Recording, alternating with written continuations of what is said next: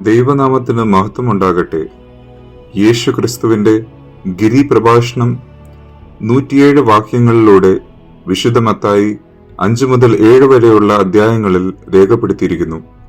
ഇതിൽ യേശു വളരെ വ്യക്തമായ കാഴ്ചപ്പാടുകൾ പങ്കിട്ടിരിക്കുന്നു. ഇന്നത്തെ ചുരുങ്ങിയ ചിന്തയ്ക്കായി 5-ാം അധ്യായത്തിന്റെ 13-ാം വാക്യം നമുക്ക് കാണാം. നിങ്ങൾ ഭൂമിയുടെ ഉപ്പാകുന്നു. ഉപ്പ് കാരമില്ലാതെ പോയാൽ അതിനു എന്തോന്നുകൊണ്ട് രസം വരുത്താം. പുറത്ത് കളഞ്ഞിട്ട് മനുഷ്യർ ചവിട്ടുവാൻ അല്ലാതെ മറ്റൊന്നിനും പിന്നെ കൊള്ളുന്നതല്ല. ലഭ്യമായ നിരവധി ഓപ്ഷനുകളിൽ നിന്ന് യേശു നമ്മെ ഭൂമിയുടെ ഉപ്പ് ആയി തിരഞ്ഞെടുത്ത് എന്തുകൊണ്ടെന്ന് നമുക്ക് ഒരുമിച്ച് ചിന്തിക്കാം. ഇംഗ്ലീഷിൽ സോൾട്ട് എന്ന ഉപ്പിനെ വിശേഷിപ്പിക്കുന്നത് സോൾട്ടി, സോൾട്ടിനെസ് എന്ന പോലെ ക്രിസ്തീയരായ നമ്മുടെ അടയാളം ക്രിസ്തുവിലൂടെ മാത്രം. നമ്മുടെ വീടുകളിൽ വീട്ടമ്മമാർ രുചികരമായ വിഭവങ്ങൾ വിളമ്പുമ്പോൾ അദൃശ്യമായ ചേരുവകളിൽ 1% പോലും ഇല്ലാത്ത ഉപ്പിന്റെ ലഭ്യതയും കുറവും ഉടൻ അറിയപ്പെടുന്നു. ലോകത്തിലെ ജനസമുദ്രത്തിൽ നമ്മൾ അദൃശ്യർ ആണെന്ന് നമുക്ക് തോന്നിയേക്കാം. പക്ഷേ സൃഷ്ടാവിന് ഉറച്ച ലക്ഷ്യം ഉണ്ട്. കടൽ ഉപ്പ്, പാറ ഉപ്പ്, പിങ്ക് ഉപ്പ്, കറുത്ത ഉപ്പ് എന്നിങ്ങനെ വിവിധ സ്രോതസ്സുകളിൽ നിന്ന് ഉപ്പ് ലഭ്യമാണ്. എന്നാൽ അതിന്റെ വിവിധ സ്രോതസ്സുകളും നിറങ്ങളും ഉണ്ടായിട്ടും കാരരസത്തിലൂടെ അതിന്റെ അടയാളം അറിയുന്നു.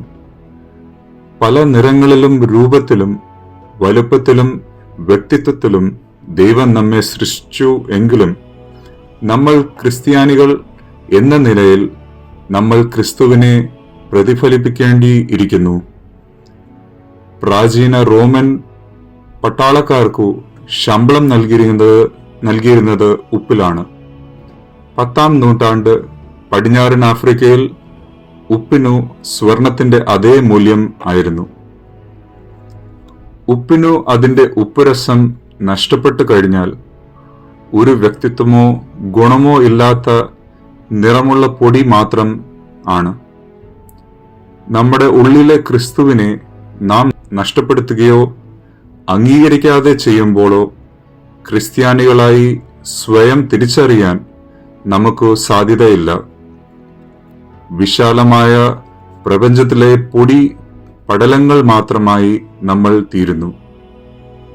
ഒരിക്കൽ ഉപ്പുരസം നഷ്ടപ്പെട്ടാൽ പിന്നെ വീണ്ടും തിരിച്ച് ഉപ്പ് ആകാൻ അവസരമില്ല.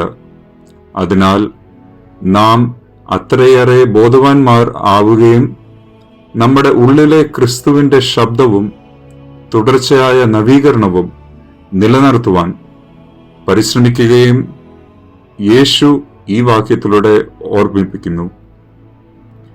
ഈ നോമ്പുകാലം യഥാർത്ഥമായ പ്രതിഫലനത്തിന്റെയും പരസ്പര പരിശോധനയുടെയും സമയമായി മാറട്ടെ എന്ന് നമുക്ക് പ്രാർത്ഥിക്കാം. അങ്ങനെ നമ്മുടെ ഉള്ളിലെ ക്രിസ്തുജ്വാല കൂടുതൽ തെളിച്ചത്തിൽ ജ്വലിക്കുകയും നാം ഇന്നലത്തേക്കാൾ മികച്ച ക്രിസ്ത്യാനികൾ ആകുമാർ ആകട്ടെ. Thank you.